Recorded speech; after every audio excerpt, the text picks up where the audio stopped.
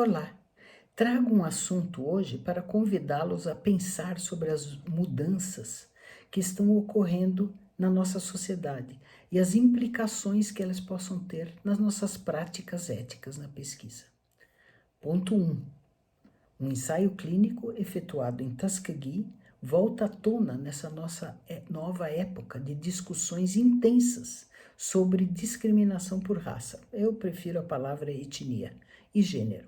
Neste ensaio, um clássico quando se conversa sobre má conduta ética, 600 homens negros, dos quais 2/3 eram portadores de sífilis, foram acompanhados durante 40 anos, de 1932 a 1972, sem receber nenhum tratamento, mesmo após a descoberta da penicilina, extremamente eficiente para tratar a doença. Jamais deram seu consentimento ou receberam informações sobre serem alvo de um estudo de sífilis. Nem sequer foram informados, em 1943, da possibilidade de serem tratados.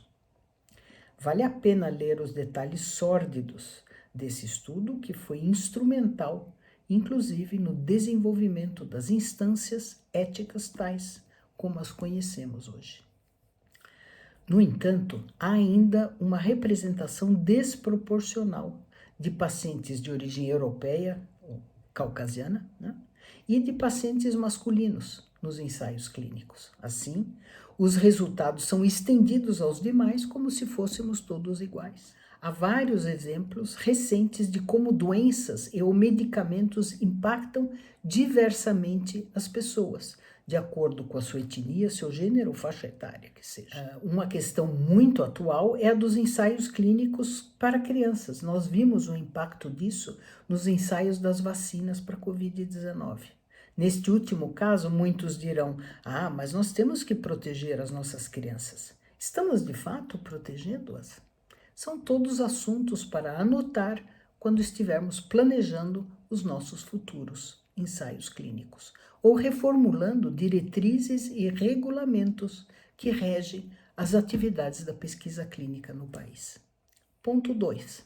Os 2 campeões de retratação, Yoshitaka Fujii com 183 e Joaquim Bolt com 160 retratações, ambos na área de anestesiologia, além da fabricação de dados e conflitos de interesse, também faziam seus ensaios em pacientes sem aprovação dos respectivos comitês de ética. Afinal, a fabricação de dados em ensaios clínicos só pode ocorrer na ausência do controle das instâncias éticas.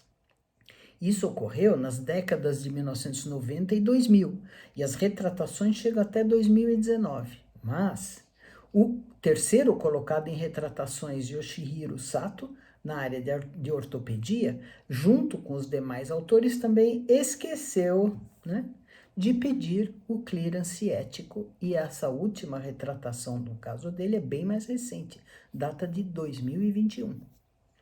Outro pesquisador presente nos últimos anos no noticiário, o homem da hidroxicloroquina, o Didier Raoult, da França, também está numa reviravolta recente, sendo acusado não apenas de práticas desleixadas, mas também de deliberadamente falsificar dados de pacientes, ou seja, uma clara quebra de conduta ética. A base de dados do Retraction Watch indica 1.000 retratações por questões éticas, ou seja, relativamente pouco e em parte significativa associados àquelas outras questões de fabricação e falsificação de dados, indicando que uma parte minoritária dos pesquisadores atravessam essa linha vermelha da perda de escrúpulos. Então, aprendemos a lição?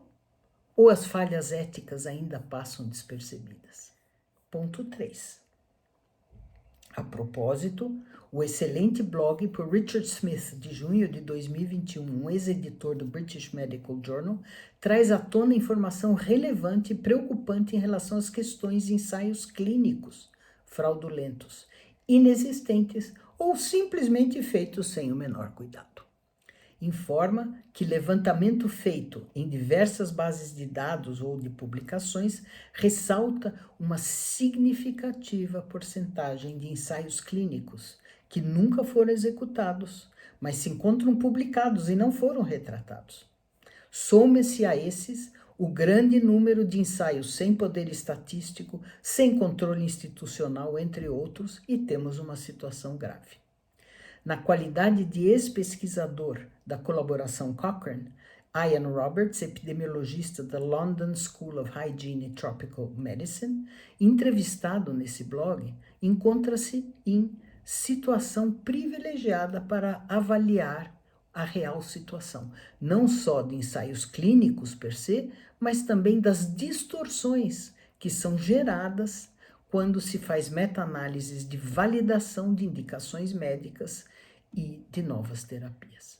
Grupos do mundo inteiro estão preocupados com a qualidade dos ensaios pré-clínicos, clínicos e das revisões sistemáticas que delas derivam.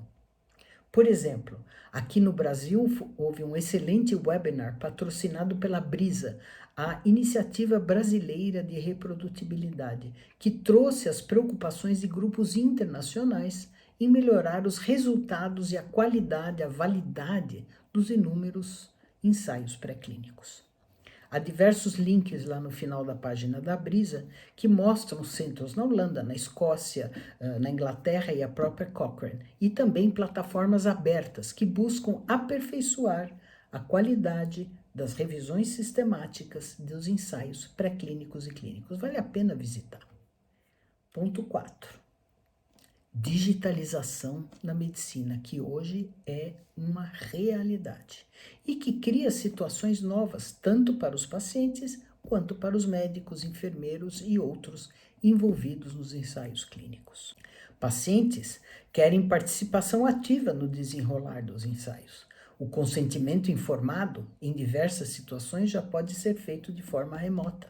Por exemplo, utilizando o REDCap, Research Electronic Data Capture, uma sofisticada plataforma de coleta, gerenciamento e disseminação de dados de pesquisas. Novas especialidades médicas, como a terapia celulares e a terapia gênica, exigem uma comunicação cuidadosa e esclarecedora para os pacientes.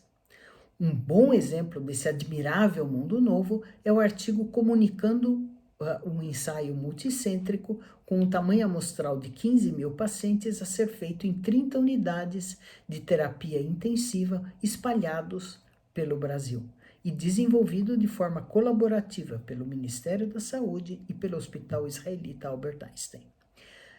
Esse ensaio, que recebeu o acrônimo de Telescope, trata de estudar os procedimentos complexos feitos via telemedicina e verificar se são capazes de impactar positivamente o tratamento dos pacientes.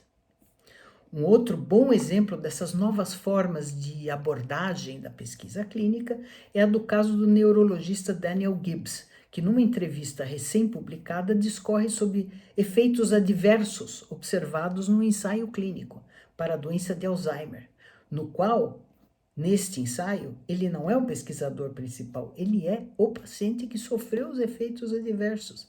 Vale a pena ler esse relato, muito revelador, da visão do outro lado do balcão, ou seja, a visão do paciente feito por um médico especialista na área.